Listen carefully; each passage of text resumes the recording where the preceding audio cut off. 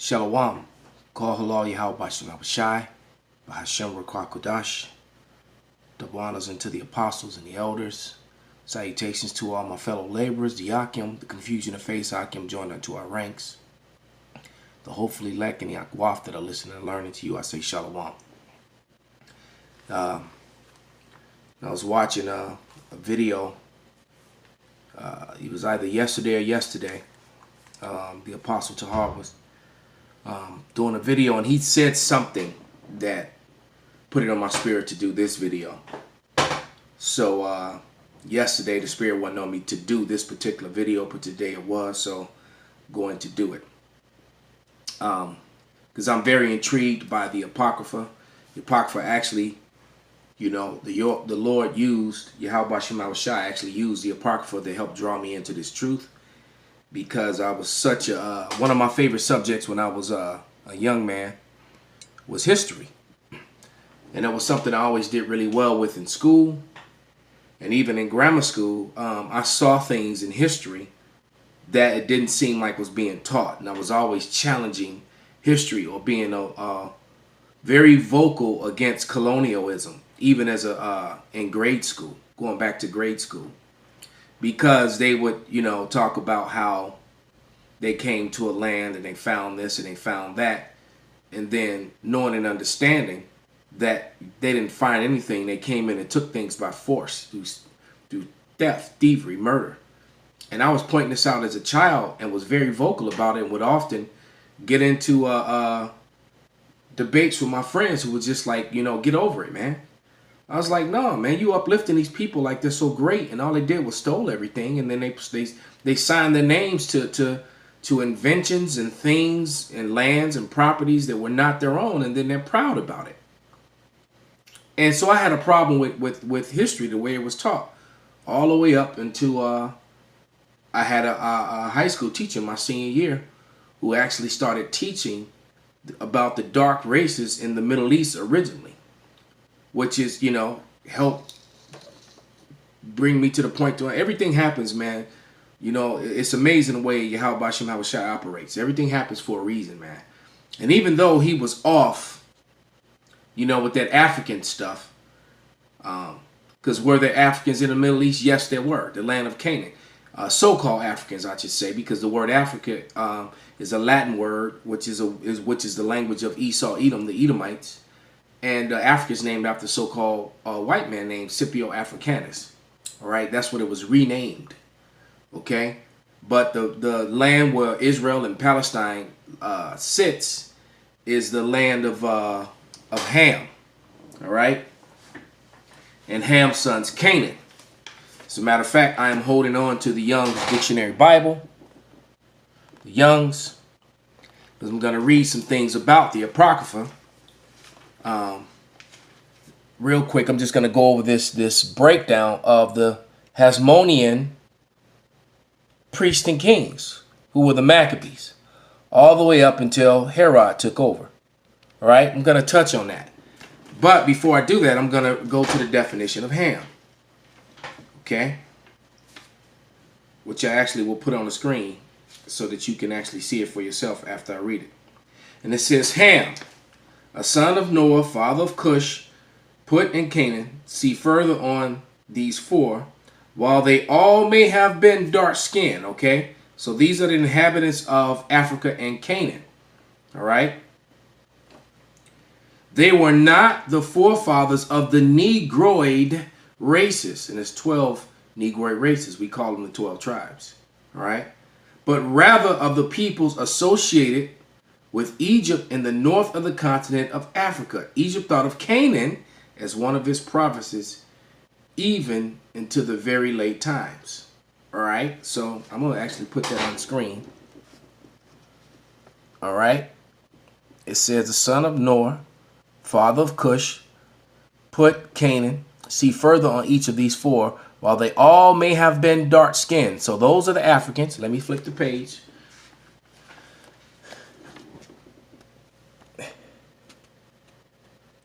They were not the forefathers of the Negroid races, but rather the people associated in the north of the continent of Africa. So what they're telling you is that the Negroid races that were living in the north of Africa, they weren't related to them.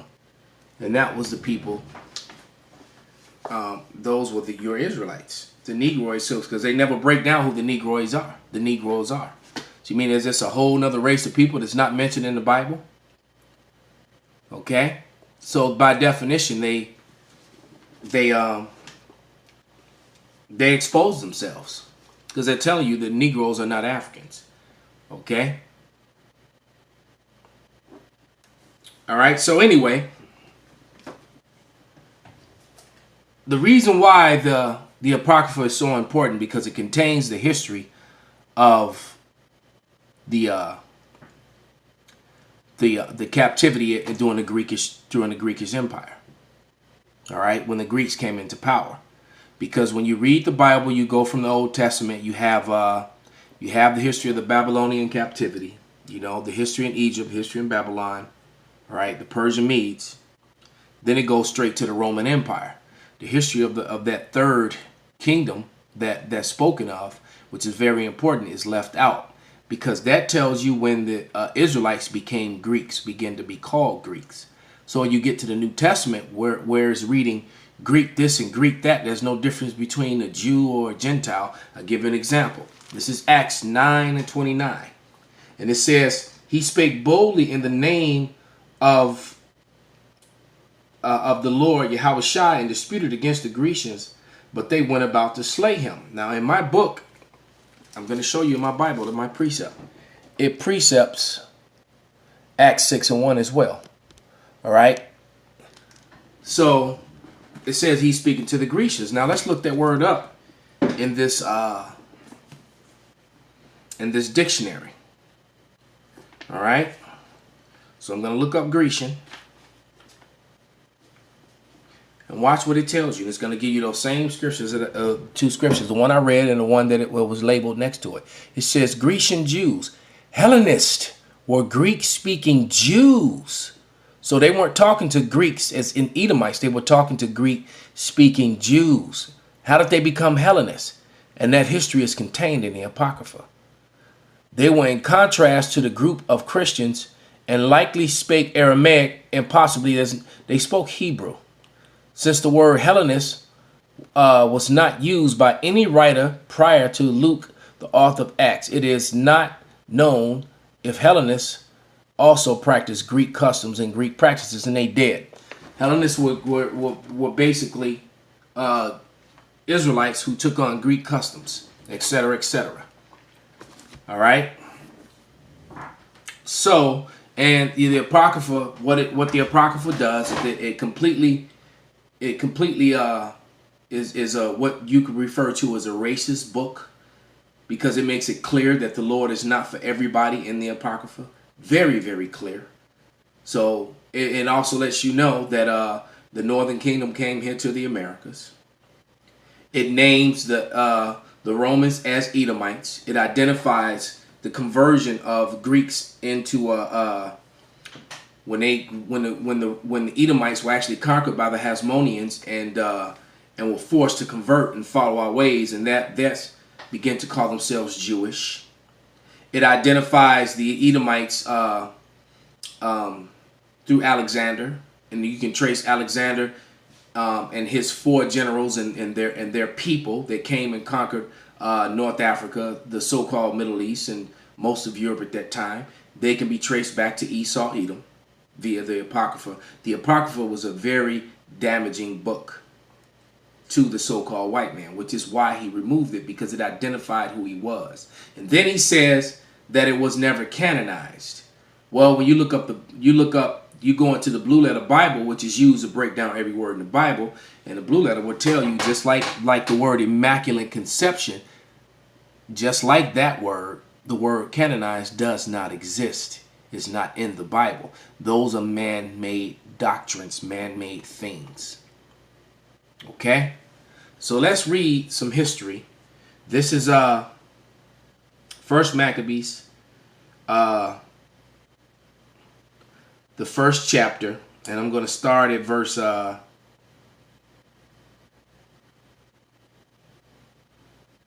38. All right. And it reads, insomuch as the inhabitants of Jerusalem fled because of them, because Edomites were killing and destroying, taking over. All right. The inhabitants of Jerusalem fled because of them, whereupon the city was made a habitation of strangers, and became strange to those who were born in her, and her own children left her. So that's when we became strangers. That's Isaiah 56 and 6. All right. If I'm not mistaken, let me wait. I said it, so let me look to be sure. I want to make sure I didn't say something that was wrong. So let me go and check that.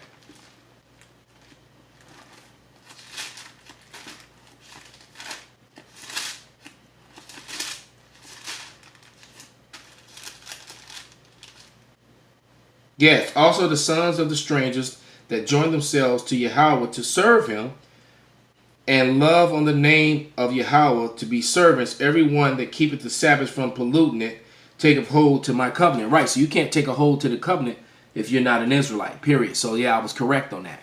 So Israel became strangers, all right? It says in verse 39, her sanctuary was laid waste like the wilderness, her feasts were turned into mourning, her Sabbaths into reproach, her honor into contempt, as had been her glory. So were her dishonor increased, and her excellency was turned into mourning. Moreover, King Antiochus, an Edomite, all right, wrote to his whole kingdom that all should be one people. That's kind of like democracy. Democracy, rule of the demon. Demo meaning demon, crazy meaning rule, all right? It says, everyone should leave her laws. All right. So all the heathen agreed according to the commandment of the king. Yeah, many of the Israelites consented to his religion and sacrificed unto idols and profaned the Sabbath.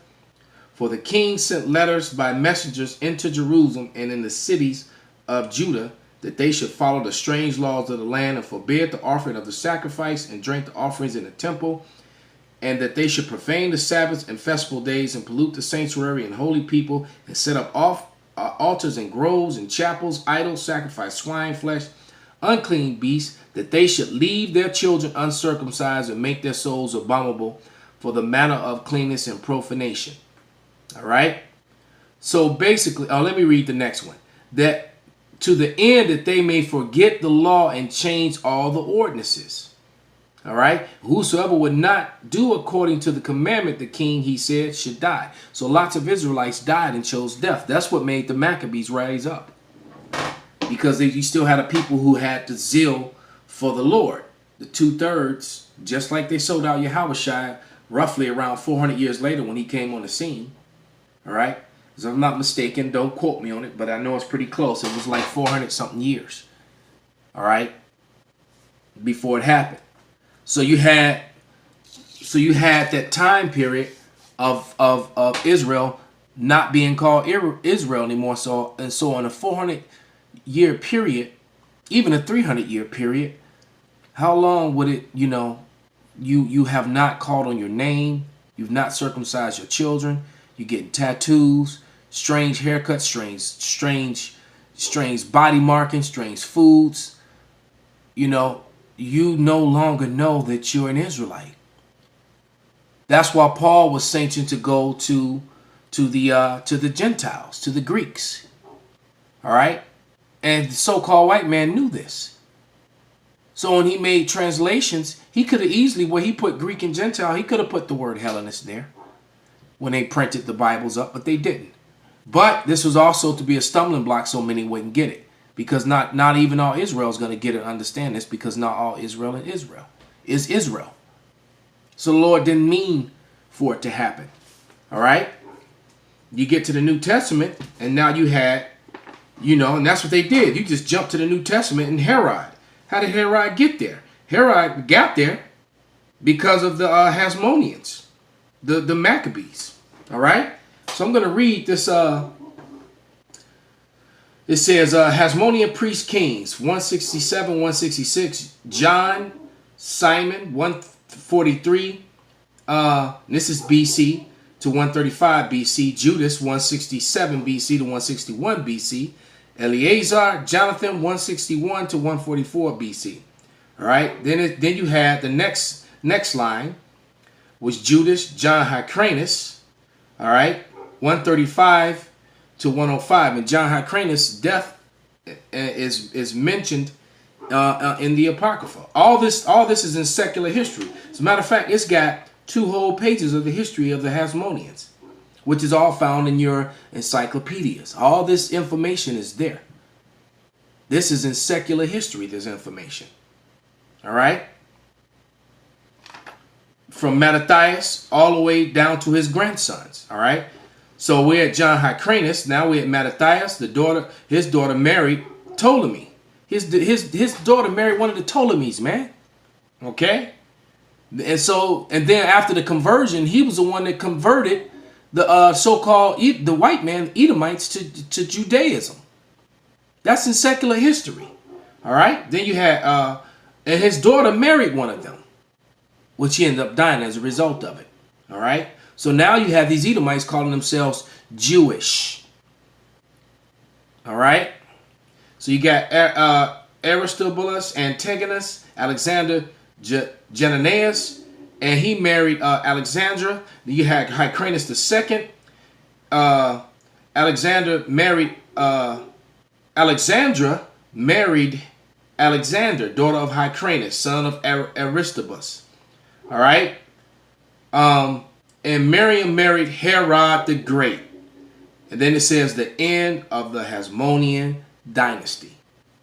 All right. So once again, that's that Negro woman sold us out. It's true. Same way they were selling out the Southern Kingdom on the slave ships and on the plantations. All right. And not totally to their own fault, because the Lord set it up to be like that. But once you're aware of it, you think you turn back and stop being that way and try to change your ways. All right. But there it is, man. You know, just a brief history just to prove some points, the authenticity of this book. It always belonged in the Bible. That's why in the 1611 it's there. You had the Bible Destruction Group, which operated for 100 years. I forget the exact years. I used to remember it, but I know it was from the 1700s to the 1800s, and they finally succeeded in removing the Apocrypha from the Bible, because it just goes to show you it's clear and evidence through the action that Esau was trying to hide his identity and hide himself. And then what happened during that time too in the 1700s? In the 1681, they were labeled white, so they had a new, it was written into law that they were now so-called white people. So they had that to hide under, and then then they formulated doctrines and science, pseudoscience, and all sorts of things. They tried to attach Darwinism to the Bible by attaching that to Ham, Shem, and Japheth. So people get all confused about stuff as a result of that. But that's about it. I don't want to go too much deeper. Just wanted to, because this could easily turn into a 5-hour lesson with 5 or 6 parts. Start reading all that history on the Hasmoneans. All right. But I just want to give all praises, glory, and honor unto Yahweh Shem Abishai. Double honors unto the apostles. Wah ba ba ba.